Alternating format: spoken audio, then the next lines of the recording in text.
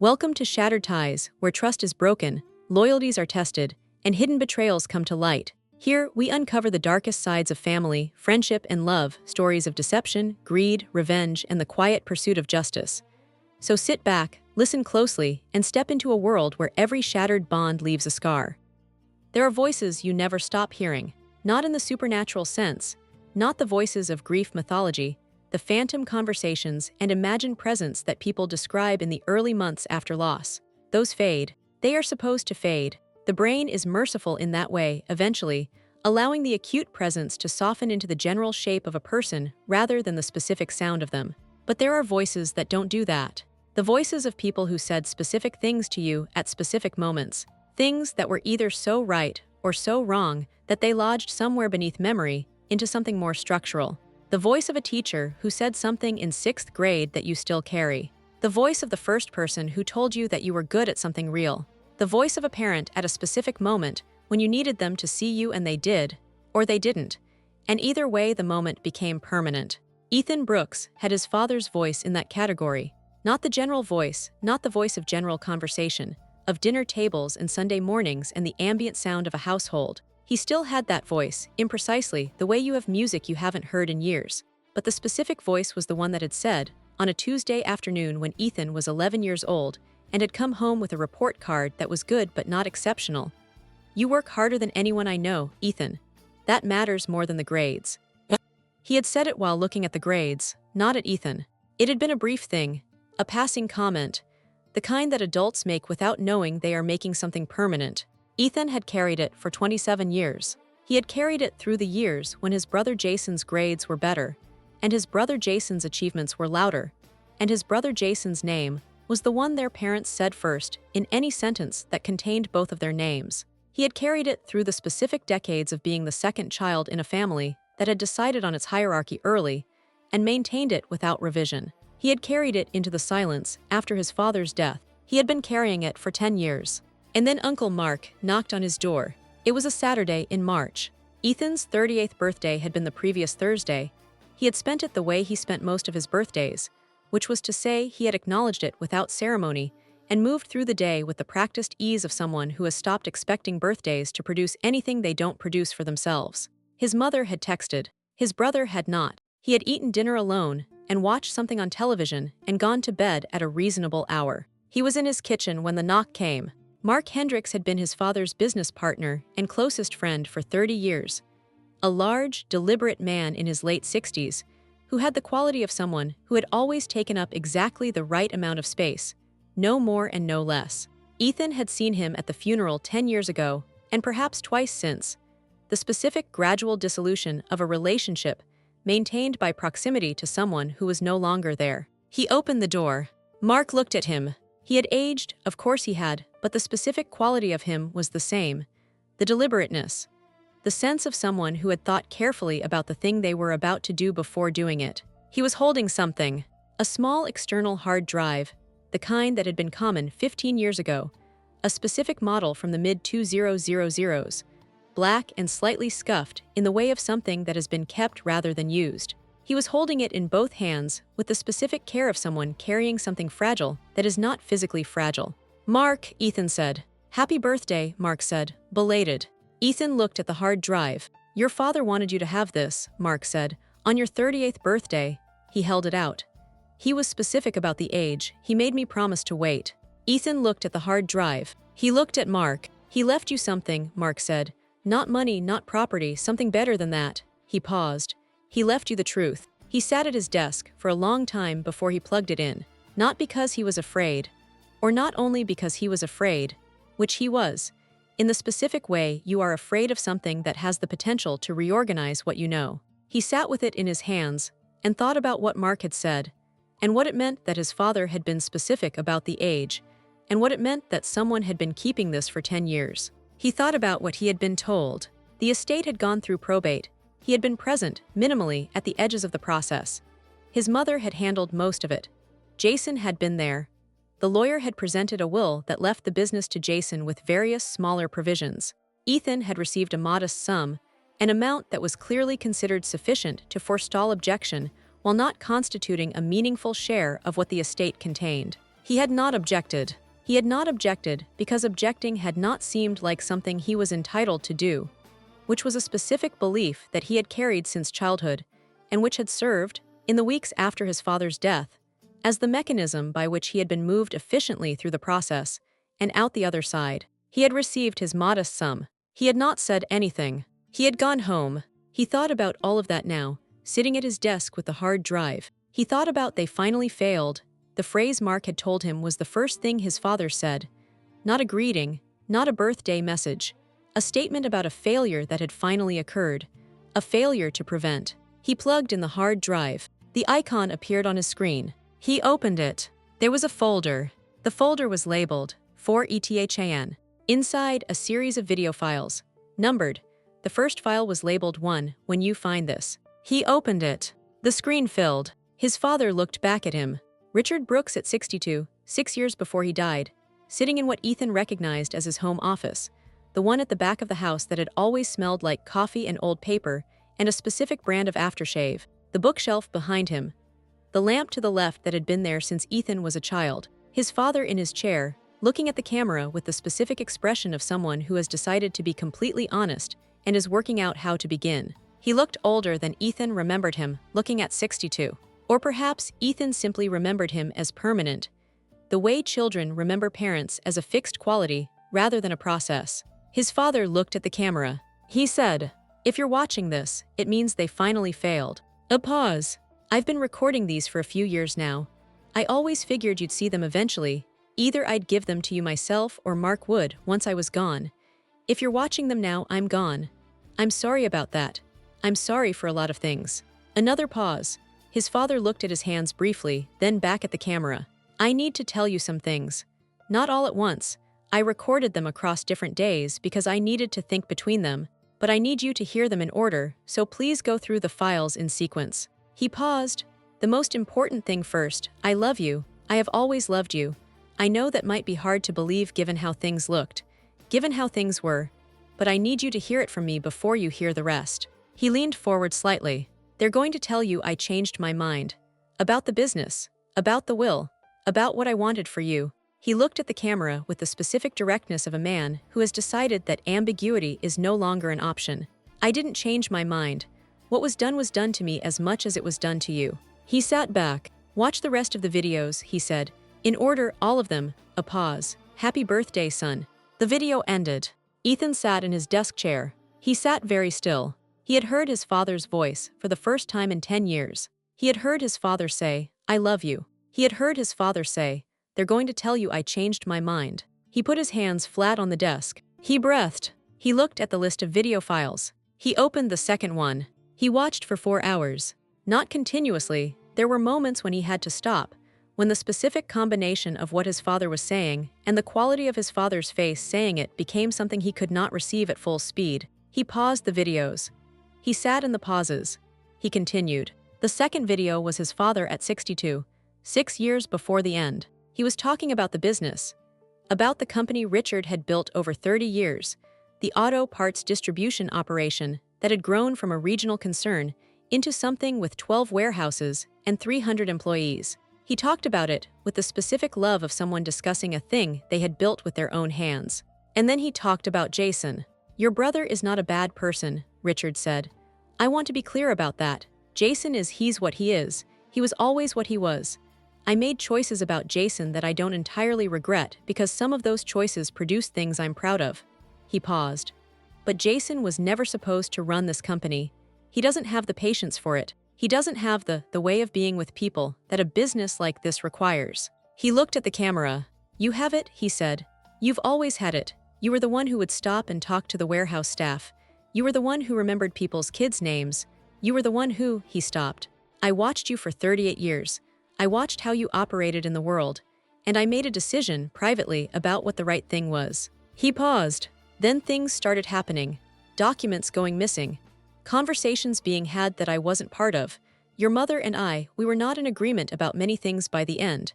We had not been in agreement about you and Jason for a long time. He looked at the camera.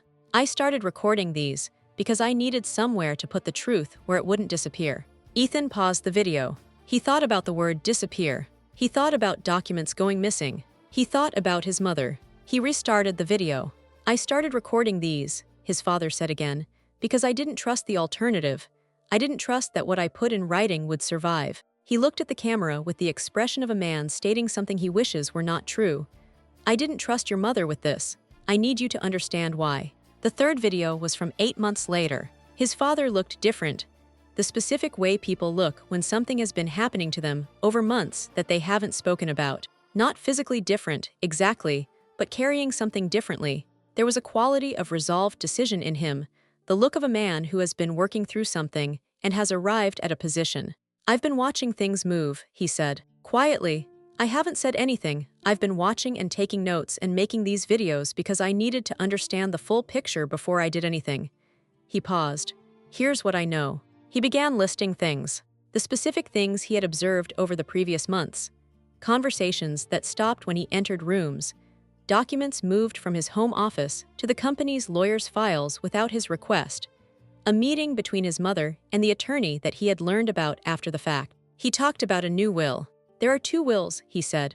The one that exists on paper at the attorney's office, which Linda had significant involvement in shaping, and the one that I actually wrote, which says something different. He looked at the camera. The one I actually wrote is not at the attorney's office. It's somewhere else. I'm going to tell you where in a later video, not this one, because I need to decide the right sequence. He paused. I know this sounds like something alarming. It is something alarming. I spent the last 6 months hoping I was wrong about what was happening, and I've arrived at the position that I am not wrong. He paused. I don't think anything is going to happen to me immediately, he said. I think I have time. I'm recording these videos on the assumption that I will get to give them to you myself, that I will sit down with you and say the things I should have said years ago. He looked at the camera. But I learned something this year. I learned that the things you assume you have time to say are the things that sometimes don't get said. He paused. So I'm saying them here, in case. He looked at the camera. The most important thing about this company, he said, is not the warehouses, it's not the revenue, it's not the contracts. He paused. It's the people. 300 people who come to work every day and do their jobs and trust that the person running things is someone who sees them. He looked at the camera. That person is you, Ethan. I have always known that. I should have said it louder. He leaned toward the camera. There are clues in these videos, he said, to what I'm going to ask you to find. I'm going to give them to you across the recordings because I need them to be somewhere that can't be intercepted, somewhere that only makes sense if you watch all of them in order. He paused. The first clue, the place we used to go for your birthday, not the restaurant, the other place, the one you always wanted to stop at on the way. He sat back. That's all for now, he said. Watch the next one when you're ready. The video ended. Ethan sat in the specific silence of his apartment. He thought about the place they used to go for his birthday. He thought about the drive, his father's car, old enough to be comfortable rather than impressive, the specific route they had taken every year until Ethan was old enough to find it embarrassing, and then old enough again to wish they still went. He thought about the other place, the place he always wanted to stop at on the way. He remembered. He looked at the clock. It was 11 at night. He looked at the list of video files, still unopened. He looked at the first clue his father had left him, sitting in the middle of a recording that had been kept safe for 10 years by a man named Mark, who had promised to wait and had waited. He thought about his father at 62, sitting in his home office, deciding to build this sequence, this trail, this specific architecture of recorded truth, because he did not trust that what he put in writing would survive. He thought about what that meant. He thought about who had been watching that home office. He thought about his mother. He opened the 4th video. His father looked back at him. He kept watching.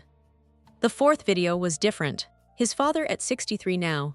The recording was dated 8 months after the 3rd, and the intervening time showed in the way 8 months of something difficult shows. A slight compression around the eyes, a quality of having been through something, and arrived on the other side of it with less certainty about the landscape. He sat in the same chair, same bookshelf, same lamp. But something had happened. I found out about the meeting, his father said. He said it without preamble, without the settling-in quality of the earlier videos.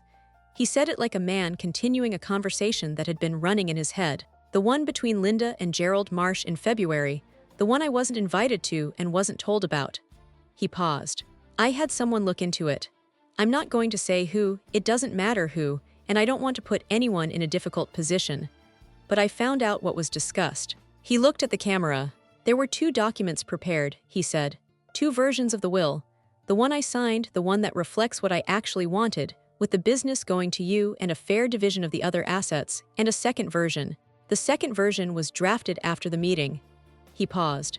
I did not authorize the second version. I did not sign the second version. But I've been told, by the same person who told me about the meeting, that there is a signed copy of the second version in Gerald Marsh's files. He sat back. They'll tell you I changed my mind, he said. The phrase Ethan had been carrying, since Mark said it on the doorstep. I didn't change my mind, his father said. I want you to hear me say that. I have never changed my mind about you, about what you deserve, about who should carry this company forward. He paused.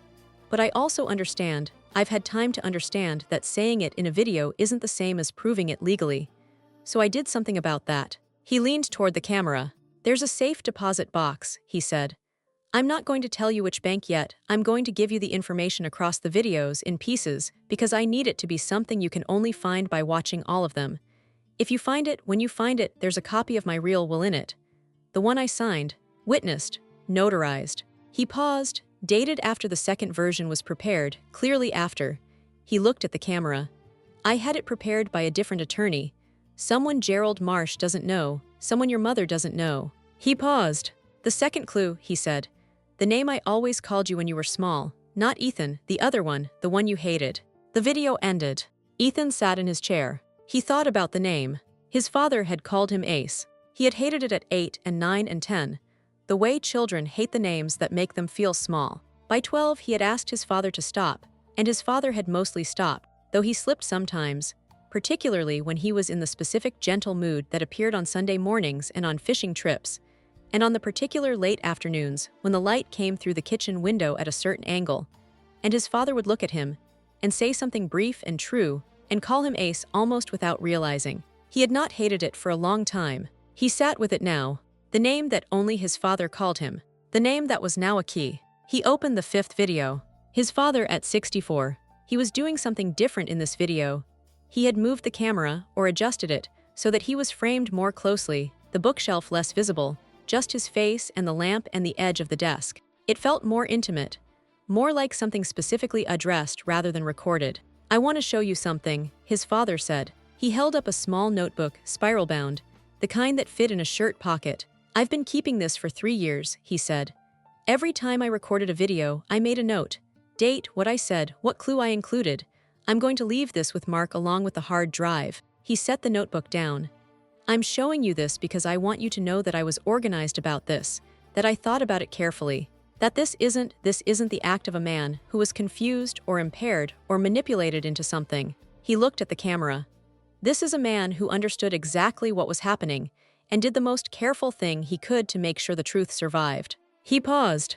I want to show you something else, he said. He reached to the side and picked up something Ethan couldn't see at first. Then he held it up. A small wrapped package, the size of a paperback book, wrapped in birthday paper, the specific kind, blue and silver, that his father had always used.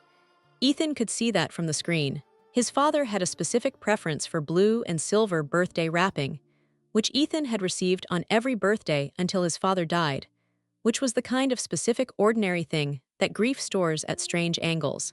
This was supposed to be your birthday present, his father said.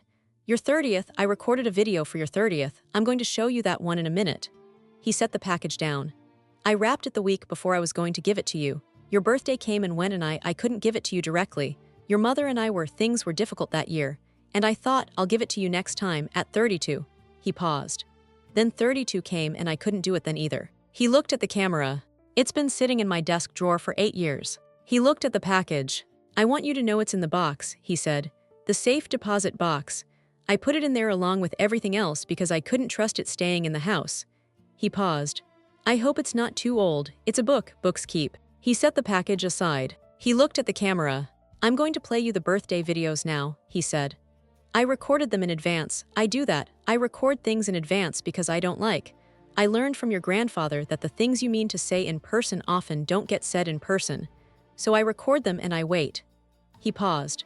You should have received these. You should have gotten a video from me on every birthday since you were 28. Someone made sure that didn't happen. He looked at the camera. I'm sorry it took this long. He reached forward. There was a cut in the recording. When it resumed, His father was holding a note card. "This is the one I recorded for your 30th birthday," he said. He looked at the note card briefly, then at the camera. 30 years old, he said. "That's significant, not because of the numbers are just numbers, but because of what I know about you at 30. You've been working at the warehouse operation for 2 years now, doing the logistics work that nobody else wanted to do, doing it well, doing it without complaining about the fact that Jason is in the office and you're in the warehouse." He paused. "I see that, Ethan. I see the specific quality of a person who does the unglamorous work because it needs to be done. I see it, and I respect it more than I've said." He looked at the camera. "Happy 30th birthday, son. I'm proud of you."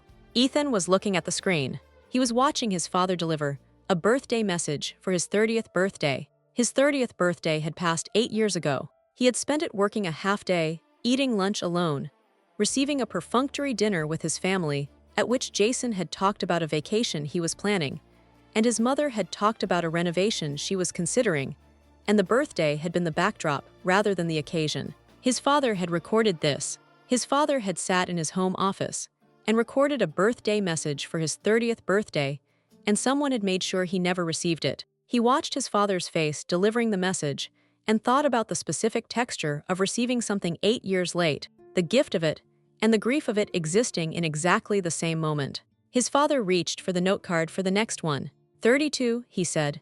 "You've taken on the regional distribution accounts. I've been watching how you handle the client relationships, the way you follow up, the way you remember the specific things they've told you about their operations. That's not a skill that can be taught, that's character." He looked at the camera. 32 is the year I decided formally that you were the right person for this company. I made notes, I started the process. He paused. "I should have told you then. I didn't. I thought I had more time." He looked at the camera. "Happy 32nd birthday, I love you." Ethan's father picked up the third note card. 35, he said. "By the time you're 35 I'll probably be retired or thinking about it.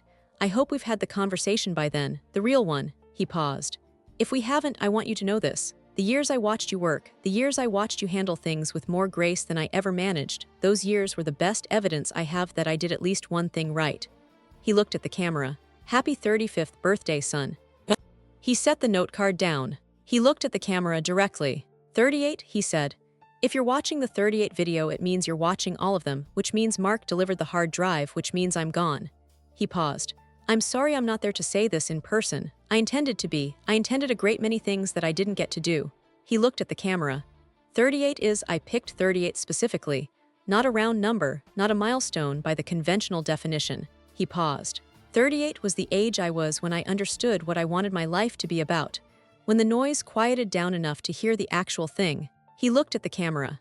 "I wanted you to have this at 38 because I think you'll be ready to hear it at 38 in a way you wouldn't have been earlier." He paused. "I know you, Ethan. I've always known you." He looked at the camera. He said, "Happy 38th birthday. Now keep watching, there's more." The video ended.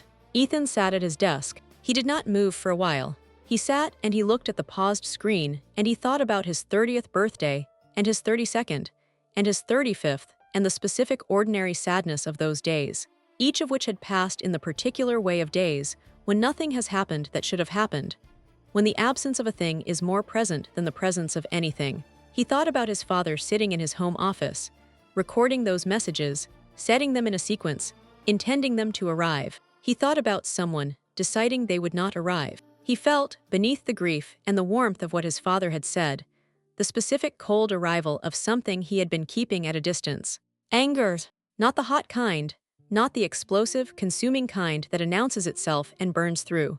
The cold kind, the kind that has been forming from the specific accumulation of evidence, building in the patient way of something that has been given enough time to be certain of its own shape. He opened the 6th video. His father at 65. Different light, this recording had been made at a different time of day. The afternoon light coming through the office window at an angle that made his father look more tired than usual, or perhaps he simply was more tired. There were 6 months left, though neither of them had known that then. He sat in his chair. He looked at the camera. "I need to talk about your mother," he said. He said it with the specific deliberateness of someone who has decided to say a true thing and is not looking for a way to soften it, because the truth requires being unsoftened. "I want to be fair," he said. "I want to say first that Linda and I had a long marriage that contained many real things. She gave us a family, and she managed the household, and there were years that were good years. I want to say that because it's true, and because I don't want what comes next to erase that." He paused. "But I also need you to understand what I've come to understand." He looked at the camera. "Your mother loves Jason more than she loves you," he said. He said it plainly. "Not because you are less lovable, you're not. Not because you did anything wrong. She made a decision, somewhere in the years when you were both children, about who you each were and what she wanted from each of you, and she has never revised it. That decision has shaped everything since." He paused. "I didn't address it the way I should have when you were young. I let it go because addressing it was difficult, and I was cowardly about it. That's on me. I want you to know that's on me." He looked at the camera. "After I'm gone," he said, "your mother is going to manage the estate. She will have the most influence over the process because she will be the most present and the most organized and she's effective at managing situations. You know this. You've watched it your whole life." He paused. "She is going to use that effectiveness to ensure that the outcome is the one she wants. The one that favors Jason." He paused. "The will at Gerald Marsh's office is not the will I wrote," he said. "I know that because I've seen the document, and the signature it's a good forgery. But I know my own signature. And the date is wrong. It's dated to a period when I was traveling, when I wasn't in the state, actually. There's a business trip record that establishes I was in Dallas when that document was supposedly signed." He looked at the camera. "I don't know if that was careless or if they assumed the dates would never be examined. Either way, it's there." He paused. "When you find the safe deposit box, there's a letter from me that details the timeline, including the Dallas trip, including the hotel records I've attached."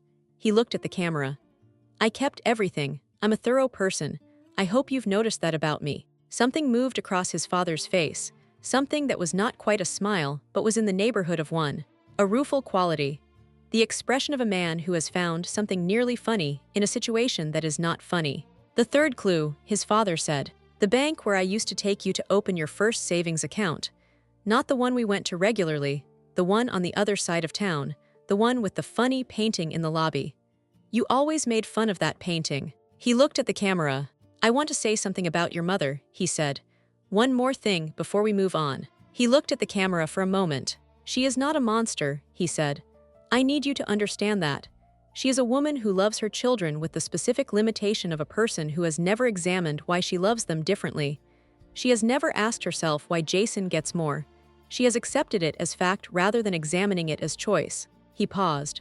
"That doesn't make it acceptable. That doesn't make what she did after my death, the manipulation of the estate, the documents, the decade of keeping things from you, it doesn't make any of that acceptable." He looked at the camera steadily.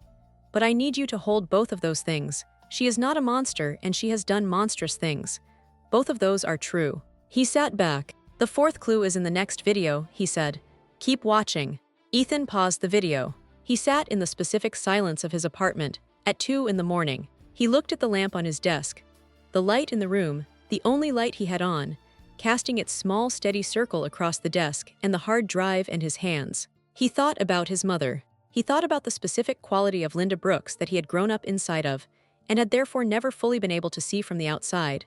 The way you cannot see a house you live in with the same eyes you use for houses you are visiting. He had known, in the imprecise way of someone who has absorbed something without examining it, that she loved Jason differently, that the specific warmth she brought to Jason's proximity was warmer than what she brought to his. That there was a hierarchy. He had attributed it, over the years, to various explanations. Jason was the firstborn. Jason was more like her. Jason was more successful at the things she measured. He had built a taxonomy of explanations and had moved through his life inside it. His father had just told him that the taxonomy was wrong, not because the observations were inaccurate, they were not, but because they were being attributed to cause when they were the consequence of a decision. A choice, made early and maintained without revision. His mother had chosen. His mother had chosen, and then she had spent 40 years acting on the choice, and then his father had died, and she had spent 10 years protecting the choice from correction. He thought about 10 years of birthdays. He thought about the videos sitting in a hard drive somewhere, where, in Gerald Marsh's office, in a box in the house, being kept from him. He thought about his 30th birthday. He thought about his father sitting in the home office, recording the message for the 30th birthday, intending it to arrive. He thought about what it cost his father to have it not arrive. He picked up his phone. He looked at the time. Too late to call Mark. He set the phone down. He opened the 7th video. His father looked back at him. "Before I give you the next clue," his father said, "I need to tell you what I need you to do with what you find." He leaned toward the camera. "I don't want you to destroy your family," he said. "I know that might sound, given everything I've told you, I know that might sound strange, but I need you to hear it." He paused. "What I want is the truth on the record. What I want is for the right will to be acknowledged and the right outcome to occur. What I want is for the 300 people who work in that company to have the leader I intended for them." He paused. "I don't want you to burn things down. I want you to set them right." He looked at the camera. "There's a difference," he said. "Between justice and revenge. I need you to know which one I'm asking for." He paused. "The 4th clue," he said. "The number of steps from the front door of our old house to the mailbox. You used to count them every day when you were 6. You always got to the same number." Ethan sat up. He remembered. He had counted those steps obsessively for a full summer at age 6. The specific childhood magic of a repeated count. The satisfaction of a number that stayed constant. He had told his father the number many times that summer, had insisted his father confirm it, had made his father walk the steps himself to verify. 11. The answer was 11. He wrote it down. He looked at what he had assembled. The place they used to go for his birthday. Not the restaurant, the other place, the one he always wanted to stop at on the way. The name his father had always called him. The bank with the funny painting. 11.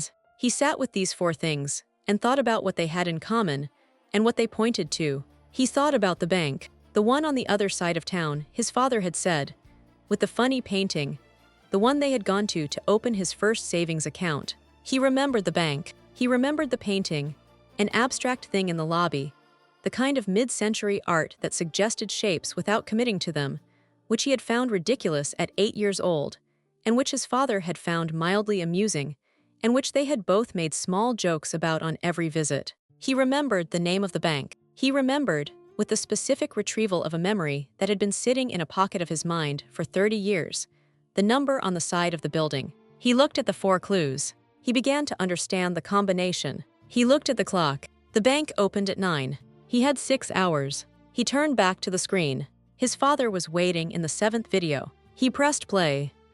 The clue was in the 14th video. He'd watched it 3 times before he understood what his father was doing, because Richard Brooks had not been a subtle man in life, had communicated with the directness of someone who valued efficiency over artfulness, and the fact that he was being subtle now in these recordings meant he'd had a reason for it, meant someone else might be watching.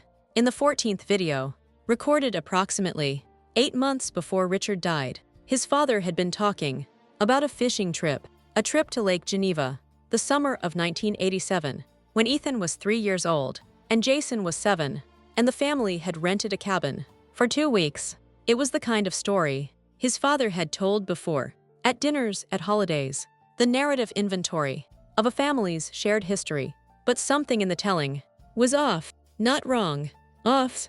The details were too specific. Richard described the drive up, the exit off I-90, the town they'd stopped in for gas, the bank they'd passed on the main street, a bank named specifically in a town 45 minutes from Chicago. He'd named the street, he'd named the branch, he'd then moved on to describing the cap, without pausing, without emphasis, as though the detail were part of the story rather than the point of it. Ethan had written it down. He'd written it down on the 3rd viewing, when his brain finally caught the rhythm of what his father was doing. Richard Brooks, who had never in his life described a drive in terms of which bank he'd passed on the way, was telling his son exactly where to go. He drove to Lake Geneva on a Thursday. He took the exit off I-90 that his father had named. He drove through the town, small lakeside, the kind of Midwestern town that existed in a permanent, gentle version of itself, unchanged in the ways that mattered, and he found the bank, First National of Lake Geneva, red brick, modest, a branch that had been there, by the look of it, for 50 years. He parked. He sat for a moment. He thought about his father driving this road sometime in the years before he died. Richard Brooks, 60-something, already knowing what was coming, already understanding that the people around him might not be trusted with the things he most needed to protect, driving to this bank alone and doing what he needed to do. Ethan got out of the car. The branch manager was a woman named Patricia, mid-50s, reading glasses on a chain, the specific competence of someone who had worked the same branch for 20 years and knew every process. In both directions, he explained the situation. He had the hard drive, he had the videos, he had the letters Uncle Mark had given him, along with the drive, a letter in his father's handwriting, notarized, authorizing the bearer to access a safe deposit box held in the name of Richard Allen Brooks. Patricia read the letter. She read it twice, not from uncertainty, but from thoroughness, the careful attention of someone who understood that what she was about to do had probably been a long time coming for the person in front of her. She looked at him. "Follow me," she said. The vault room was cool and quiet, the specific atmosphere of a place designed for the preservation of things, temperature-controlled, soundproofed from the branch activity outside, lit with the even, neutral light of a room that had no agenda, except holding things exactly as they'd been left. Box 247. Patricia unlocked her side. She handed him the key. From the envelope that had been inside his father's letter, he put it in the lock. He turned it. He opened the box. Inside, a manila envelope, thick, sealed with wax. Not decorative, practical. The seal of someone who wanted evidence if it had been tampered with. A smaller envelope, white with his name on it, in his father's handwriting. A USB drive, different from the one Mark had given him. Older, labeled in marker. Final. And underneath everything, a leather document folder, the kind that fastened with a brass clasp, worn at the corners from years of handling. He stood at the table in the vault room and picked up the manila envelope first. He broke the seal. Inside, a legal document, 12 pages, the unmistakable formatting of a professionally prepared will. He read the first page. He read the date, October 14th, 3 months before Richard died. He thought about the will that had been presented at probate, the one his mother had produced, the one that had been dated 14 months earlier, the one that had left the business to Jason and the house to Linda and to Ethan, a sum of money that had felt, when it was read, like the acknowledgement of an afterthought. He looked at the date on this document, October 14th, 3 months before Richard died. Newark. He turned to the distribution section. He found his name. He read the paragraphs that contained it. He read it again. He sat down in the chair that Patricia had placed beside the table without being asked. The instinct of someone who had seen people receive documents in this room before and understood that sometimes you needed to be sitting. He sat. He held the document. His father had left him the business, not a percentage, not a minority share, not the careful compromise of a man trying to balance competing claims. The business, controlling interest, full operational authority. The company Richard Brooks had built from a kitchen table operation into a regional firm with 40 employees and 20 years of client relationships. Left to Ethan, not Jason. Ethan. He opened the white envelope next. His father's handwriting. He hadn't seen it in 10 years, and the sight of it did something to his chest that he hadn't anticipated, and that he sat with for a moment before he could read. The letter was 2 pages. He read it slowly. His father wrote, the way he'd talked, directly, without ornament, the language of a man who measured words by what they accomplished. He wrote about the company, about what it had taken to build it, about the decision to leave it. To Ethan, he wrote, Jason will want it. He's always wanted the things that look valuable from the outside, but he doesn't understand that a business isn't a thing. It's a set of relationships. It's trust accumulated over years. And trust requires a person who actually cares about the people on the other end of it. You care, Ethan. You always did, even when we didn't make it easy for you. Especially then. He stopped reading. He looked at the wall of the vault room. He thought about 100 family dinners at which Jason had been the center of the conversation, and Ethan had been the person who helped clear the plates. He thought about his father at those dinners, quiet, watchful, the patriarch of a family that moved around him like planets around a star that everyone could see, but nobody looked at directly. He thought about The times his father had caught his eye across those tables, brief, unremarkable, the kind of glance you didn't think about, and understood now that those glances might have been the only way Richard had to say something he couldn't say. In the room he was in, he went back to the letter his father wrote about Linda. He wrote about it carefully, with the restraint of a man who had loved someone for 40 years and was trying to be honest about what that love had and hadn't been. Your mother is not a bad person. She loves the idea of this family more than she loves the people in it. She will do what she believes is best for the family, and what she believes is best will always be what's best for Jason. I've tried to protect you from this. I don't think I succeeded, but I'm trying one more time. Don't let them tell you I changed my mind. He finished the letter. He sat with it. He folded it carefully and put it back in the envelope. He picked up the USB drive, labeled Final, and put it in his jacket pocket. He gathered everything from the box, the will, the letter, the document folder, each item handled with the specific care of something that had been waiting a long time to be held by the right person. He reassembled the box. He found Patricia in the hallway. He thanked her. She looked at his face with the professional warmth of someone who knew how to acknowledge a significant moment without intruding on it. Take care of yourself, she said. He drove back to Chicago. He drove carefully, attentively, the specific alertness of someone carrying something important, who understood that arriving safely was part of the responsibility. He was 40 minutes from home when his phone rang. He looked at the screen. Mom. He looked at the road. He thought about what it meant that she was calling now, this afternoon, this specific Thursday, when he had spent the morning in a bank vault in Lake Geneva, holding a document that her husband had prepared 3 months before he died. He thought about whether she knew where he had been. He thought about 10 years. The phone rang twice more. He answered. Ethan, his mother said. Her voice was different. He'd known his mother's voice his entire life, had learned to read it, the way children learned to read the weather of the adults who shaped their world, the warmth that was sometimes real, the concern that sometimes wasn't, the specific register she used when she was managing a situation. He knew all of them. The voice she was using now was one he hadn't heard before. Ethan, she said again. Flat, not warm, not managed, just his name, said the way you said a name when you'd run out of the thing that usually came before it. Hi, Mom, he said. A silence.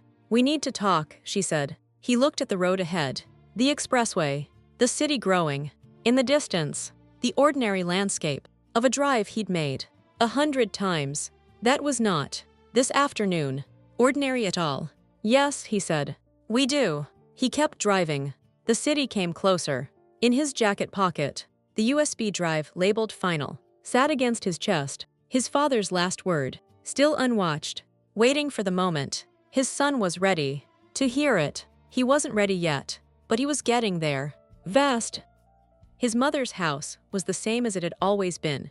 This was the thing that struck him first when he pulled into the driveway.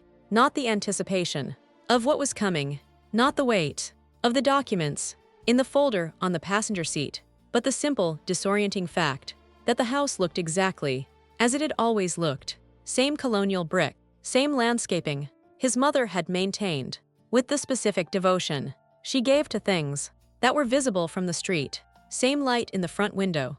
A house that had no idea what was about to happen in it, or had been waiting for it for 10 years. He couldn't tell which. Jason's car was in the driveway. He hadn't expected that, or had expected it, and had pushed the expectation aside. And now it was here, the silver Mercedes that Jason had acquired 3 years ago, as one of the visible markers of the life the inheritance had made possible. He sat for a moment. He thought about walking in with the folder and 2 versions of a future inside it, the one that had been constructed in his absence over 10 years, and the ones his father had actually intended. He got out of the car. He went inside. They were in the living room, his mother on the couch, composed, upright, the specific posture of a woman who had positioned herself for a conversation she had prepared for. Jason in the armchair. And here was the thing about Jason's face, that Ethan registered. Before anything else, he already knew. Not suspected, not feared, knew. The expression of someone who had been told, by Linda, presumably, in the time between her phone calls and Ethan's arrival, what had been found, and who was sitting, with the knowledge, in the way people sat, with things they intended to dispute. Ethan, his mother said. Mom, he said. He sat down, in the chair across from her. He put the folder on the coffee table, between them. He didn't open it yet. I think we should talk about what I found today, he said. I think we should talk about what you think you found, Jason said. His brother's voice, he hadn't heard it carry that edge before. Jason was charming, in the specific way of people who had never needed to develop other tools. Charm had always been enough, had opened every door, had smoothed every surface, and the edge in his voice now was the sound of charm, running out, and something rawer underneath it, coming through. I found a will, Ethan said, dated October 14th, 3 months before Dad died. I found it in a safe deposit box at First National of Lake Geneva, in a vault that Dad rented, under his own name, with a key that Uncle Mark had been holding for 10 years, with instructions to give it to me on my 38th birthday. He looked at his mother. You knew about the box, he said. Not a question. Linda looked at the folder on the coffee table, then at her hands. Your father had complicated ideas about the end of his life, she said. He wasn't thinking clearly. In those final months, the will that was submitted to probate was 14 months older, Ethan said, than the one in the box. That will was the one that gave everything to Jason, Ethan said. And the one in the box is the one Dad wrote after he'd had time to think about it. After he was sick, Jason said. After the medication. After nothing. Ethan's voice was level. He'd decided in the car that he was not going to perform. The emotion of this moment was not going to give them the version of himself they could manage or dismiss. The will is legally prepared, professionally witnessed, notarized. It's not the document of a man who wasn't thinking clearly. It's the document of a man who was thinking more clearly than usual, because he understood he was running out of time. The living room was quiet. For a moment, outside a car passed, the mundane continuity of a neighborhood going about its evening. Ethan, his mother's voice, had changed, moved from the composed register into something warmer, more intimate, the voice she used when she needed him to feel like a son, rather than an opponent. Whatever is in that document, and I'm not saying it isn't what you think it is. Your father loved this entire family. He wouldn't have wanted us to be sitting here. He wouldn't have wanted to spend the last 3 months of his life hiding a will in another city either, Ethan said. But he did, because he didn't trust what would happen to it if he didn't. He looked at his mother. He named you in the videos, Mom. Something moved across her face. Not guilt. She'd had 10 years to construct something more durable than guilt, but the specific expression of a person whose private accounting has just become public. He said you would destroy the documents. Ethan said that you would manipulate the probate, that you would favor Jason. He paused. He was right on all 3 counts. Those videos. Jason stood up. He was taller than Ethan, had always been taller, had been the physical version of every advantage that had been given to him, and he stood now with the specific energy of someone who had just had something taken and intended to take it back. Those videos are the recordings of a sick man, Jason said. A man who was on medication, who was paranoid, who didn't understand, who understood exactly. Ethan said that you were going to say that. Jason stopped. He says it in the videos, Ethan said. He says, they'll tell you I wasn't in my right mind. They'll say the medication. They'll say I was confused. He looked at his brother. He predicted this conversation, word for word, because he knew who he was dealing with. Jason's jaw was tight, the jaw of a man managing something at the boundary of his management. You've been waiting for this, Jason said. Your whole life, you've been waiting for something to prove that you mattered more. I haven't been waiting for anything, Ethan said. The flatness of it, the absence of heat in the sentence, stopped Jason more effectively than volume would have. I've been here, Ethan said, For 10 years. Working. Building my own life. Not thinking about inheritance. Or who dad loved more. Or any of the things. You're telling yourself. This is about. He looked at his brother. This isn't about mattering more. It's about what dad wanted. And what dad wanted is in that folder. He opened the folder. He put the will on the coffee table. He left it there. I'm going to an attorney. On Monday, he said, I'm going to have this reviewed, authenticated, and submitted for consideration. That process will take however long it takes. I'm not asking you to agree with it. I'm not asking you to be happy about it. He stood. I'm asking you to understand that I found what dad left me, and I'm not putting it back. He picked up the folder. The will stayed on the table. He had copies.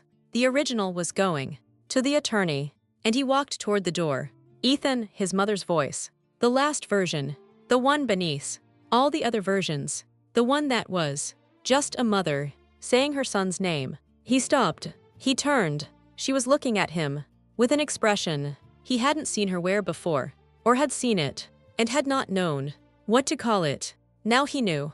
It was the expression of someone who had made a calculation a long time ago and had lived inside it for so long that they'd stopped examining whether the calculation was right and were now, for the first time, being required to examine it.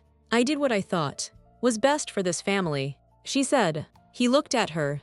I know, he said. He meant it. He had stopped needing her to be a villain, had understood in the car, on the drive up, that the truest version of what she'd done was not malicious, but something harder to resolve. She had genuinely believed that what was best for Jason was what was best for the family, and that Ethan would be fine, would always be fine, because Ethan had always been fine. When the alternative was something other than fine, she had relied on him to absorb the cost, and he had, for 38 years. I know you did, he said. That's the part that took me the longest to understand. He walked out. He sat in his car, in the driveway, for approximately 4 minutes, long enough for Jason to appear at the window and look out at him with the expression he imagined and did not look at, and then he drove away. He watched the last video. In his apartment, he had made tea, not because he wanted tea, but because his hands needed something to do. In the 10 minutes between arriving home and being ready to open the final file, he sat on his couch. He plugged in the USB drive. One file, Happy Birthday ETHAN. He opened it. His father appeared on the screen. Richard Brooks, in the last recording, was visibly different from the man in the earlier videos. Thinner, the specific thinness of someone whose body has begun the work of releasing things. Mass color, the physical fullness of a person who is still fully alive. He was sitting in what Ethan recognized as his office at home, the room that smelled of old books and machine oil and the particular accumulation of a working life, and he was looking at the camera with an expression that Ethan had never seen on his father's face. In life, unguarded, completely unguarded, the face of a man who was past the management of his own image, who was simply, in the time he had left, trying to say true things. Hi son, Richard said. His voice was different too, quieter, more careful. The voice of someone spending what they had with attention. If you're watching this on your 38th birthday, then Mark did his job, and the box is open, and you know most of it. The will, the letters. You know what I intended. He paused, looked at something, off camera, looked back. I want to explain something. Not the will. You don't need me to explain the will. I want to explain why I chose you. He shifted in his chair. It wasn't because you're smarter than Jason. You're both smart. It wasn't because you worked harder. Though you did. You always did. And I didn't say that enough. When I could have. Another pause. Longer. The specific pause of a man finding the right words for something he'd been trying to say for a long time. I chose you because of the way you treated people. The people who couldn't do anything for you. The way you talked to the staff. Not the managers. The people who cleaned the building. Who ran the mailroom. Who no one else looked at. I watched you, Ethan. For 30 years I watched you. And what I saw was a person who made other people feel seen. Not as a strategy. Not because it was useful. Just because that's the kind of person you are. He looked at the camera. A business is built on trust, not contracts. Trust, the belief that the person on the other side of the table actually cares whether things go well for you. Jason would have run the business. He would have done fine. But the people inside it, the employees, the clients, the suppliers, they would have worked for a company. With you, they'll work for a person. That's the difference. That's always been the difference. His voice was thinner now. Ethan could hear the effort behind it, the specific effort of someone pushing through the thing their body was doing to get to the thing their mind needed to say. I wasn't a perfect father, Richard said. I know that. I gave Jason things I should have given you.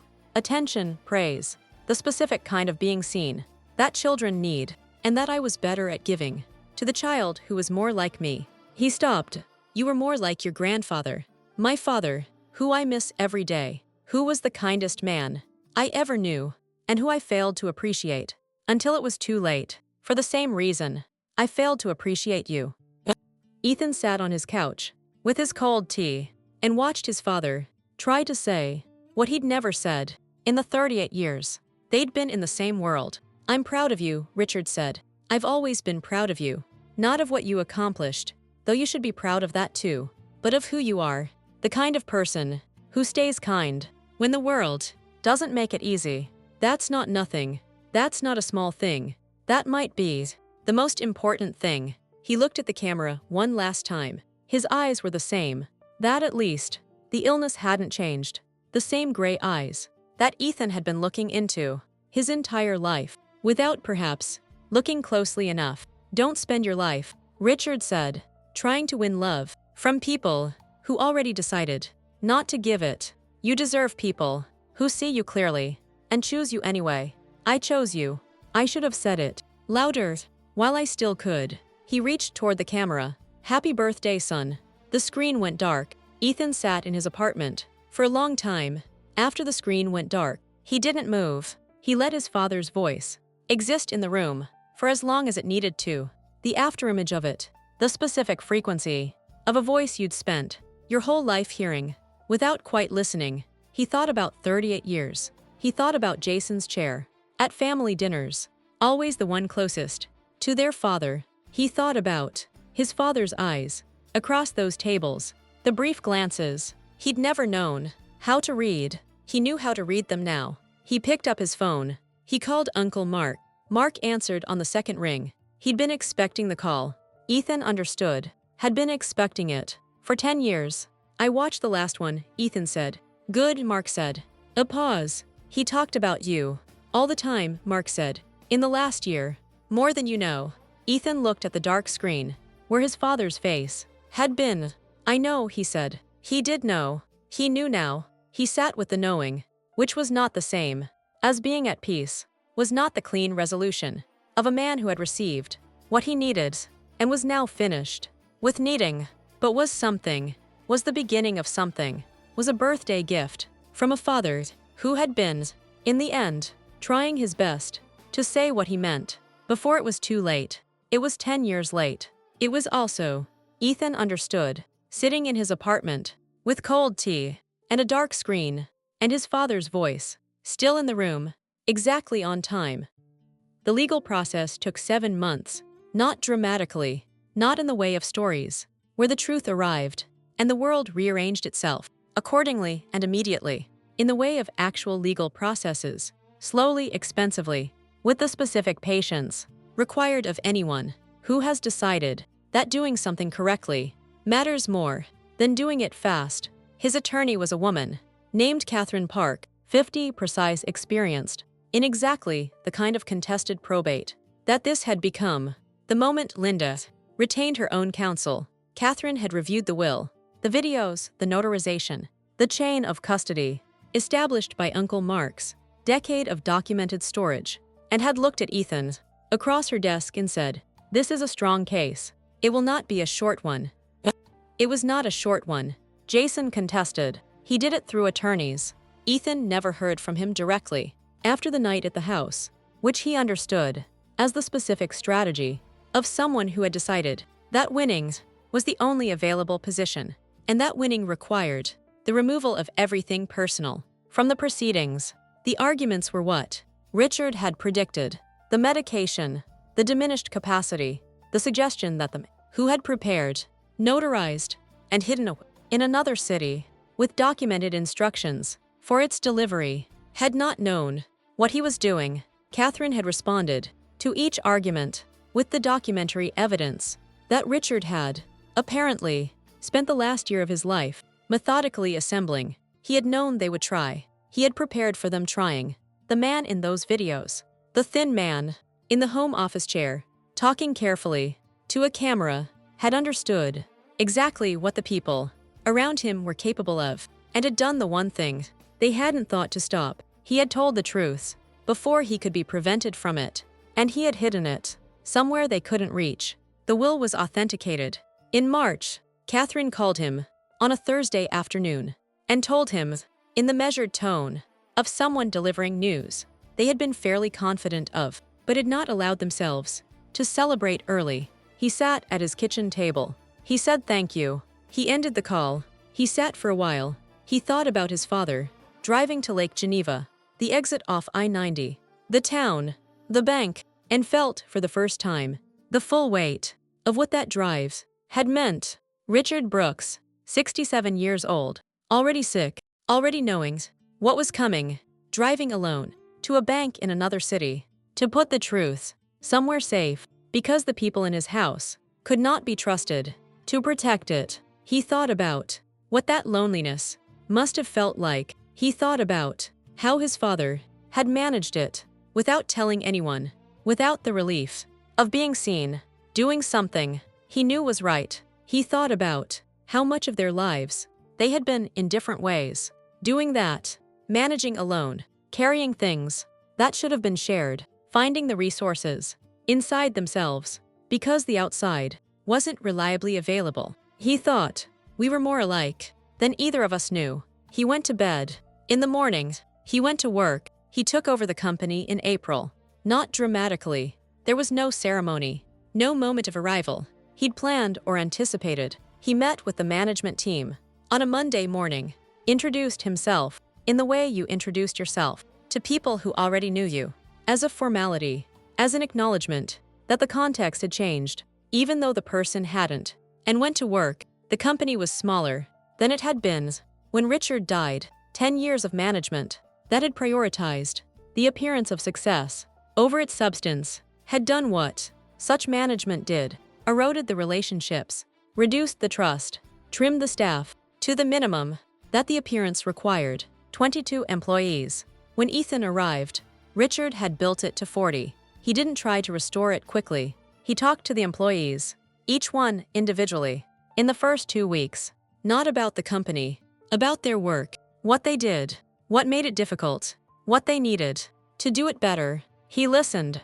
He took notes. He fixed the things that could be fixed immediately, and was honest about the things that would take longer. The office manager, a woman named, who had been with Richard for 16 years and had stayed through everything, appeared at his door at the end of the second week. She looked at him for a moment. Your father used to do that, she said. The individual meetings. Every year, he said, if you stopped asking people what they needed, you stopped deserving to need anything from them. Ethan looked at her. He told me that once, he said. I didn't remember until just now. Bev nodded. She went back to her desk. He sat with the memory, his father's voice, some Saturday morning, in his childhood, saying something about asking and deserving, that he'd absorbed. Without knowing, he'd absorbed it, and understood that the inheritance was already inside him, had been for years. He just hadn't known what to call it. The clients came back slowly. Not all of them. Some had built relationships with competitors in the decade that would take time to undo, and some would never undo. But enough of them, the ones who had known Richard, the ones who understood what the company was supposed to be, found their way back. In the months that followed, they came back, the way trust came back, tentatively at first, a small order, a test, and then more, as the test was passed, and the next one, and the one after. By the end of the first year, he had 31 employees. By the end of the second, 38. He saw Jason once, in the intervening time, not by arrangement, at a gas station, off I-290, the accidental geography of two brothers who still lived in the same city. Jason looked at him. Across the pumps, Ethan looked back. There was a moment, 4 seconds, maybe 5, in which either of them could have moved toward the other. Neither did. Jason got in his car, drove away. Ethan watched him go, and felt something he hadn't expected. Not the hot relief of someone who has won, not the cold satisfaction of a grievance addressed. Something quieter, the simple, unemotional recognition of a person who had stopped needing something from someone who had never had it to give. Not forgiveness, not its absence either, just release, the specific lightness of a weight set down so long ago that you'd stopped noticing. You were carrying it and only felt its absence. Now that it was gone, he filled his tank. He drove to the office. He had work to do. His mother called on a Sunday in October, 18 months after the will was authenticated. He answered. She asked how he was. He said he was well. She said she was glad. They talked for 11 minutes. Not about Jason, not about the estate, not about the 10 years, or the safe deposit box, or the videos.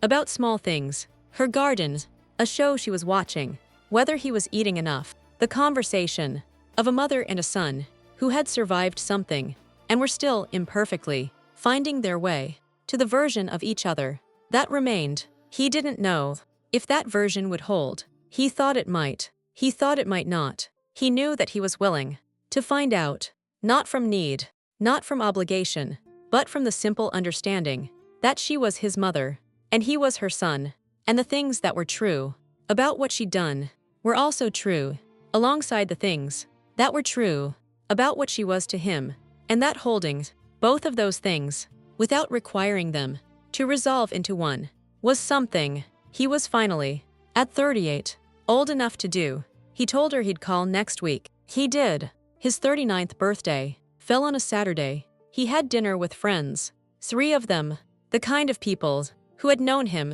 long enough to remember who he'd been before the years that had changed everything, and who treated his birthday as what it was, an occasion to eat well and sit together and let the evenings be exactly as long as it wanted to be. He got home at 10. He made tea, the same reflexive gesture as the year before, the hands needing something, while the mind prepared, and sat on his couch. He opened his laptop. He found the file, Happy Birthday ETHAN. He opened it. His father appeared on screen, the same image as before. Richard in the home office chair, thinner, unguarded, the face of a man, spending what remained with care. Hi son, the same words, the same voice. Ethan sat with them, the way you sat, with things you knew, and were still learning. The understanding that knowing something, and knowing it fully, were different distances, and that the second one required more than one sitting. He listened to his father talk about the will, about why he'd chosen him, about kindness and trust, and the peoples who cleaned the buildings and ran the mailroom. He listened to his father say, I've always been proud of you. He listened to, you deserve people who see you clearly and choose you anyway. I chose you. He sat with his tea, going cold again. Some things were consistent, and let his father's voice exist in the room, the way it had the year before, but differently. The first time the voice had arrived into a silence that was 10 years old, the silence of a son who had never heard these particular words from this particular person, and had maybe half stopped believing they existed. This time, the voice arrived into something else, into a year of work done, employees talked to, clients returned, a company held and tended and grown, not to prove something, not to anyone, just because it was the right thing to do, and he was the right person to do it. Into a year of understanding that the inheritance had not been the building, or the business, or the document authenticated in March. The inheritance had been the videos, the voice, the knowledge that his father had driven to a bank in another city and put the truth somewhere safe, because he'd understood that his son deserved to hear it, even if hearing it took 10 years. His father reached toward the camera. "Happy birthday, son." The screen went dark. Ethan sat in the dark for a moment. Then he opened his laptop to the document he'd been working on for the past 3 months. The business plan for the expansion, the new hire projections, the client acquisition strategy for the next 2 years. He read through the notes he'd made that week. He added 3 lines he'd been thinking about. He saved the document. He closed the laptop. He sat in his apartment, 39 years old, in a life that was genuinely, quietly his, built on the foundation of a truth that had waited exactly as long as it needed to wait. And he let himself feel the specific, unhurried satisfaction of a man who has finally heard what he needed to hear and has known what to do with the hearing. He went to bed. In the morning, he would go to the office. He would unlock the building. He would turn on the lights. And somewhere in the doing of it, in the ordinary, continuous, unglamorous work of a life that was finally pointing in the right direction, his father would be there. Not as grief, not as absence, as the thing good fathers left behind when they had the chance to. The knowledge of what you were worth, given clearly, carried forward, alive in the person who received it. Happy birthday, son.